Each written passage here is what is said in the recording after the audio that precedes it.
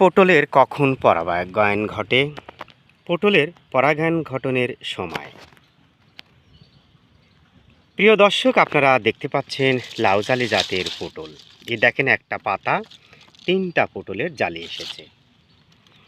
প্রিয় দর্শক, তো ভোর 5টা থেকে শুরু হয় পরাগায়ন ঘটতে, চলে সকাল 8টা অবধি। তাই বলা হয়ে থাকে 8টার আগে কোনো প্রকার কীটনাশক ওষুধ স্প্রে করবেন না। তাই এ সময় যদি আপনারা কীটনাশক ওষুধ স্প্রে করেন তাহলে কিন্তু পটলের জালি নষ্ট হয়ে যাওয়ার সম্ভাবনা থাকে।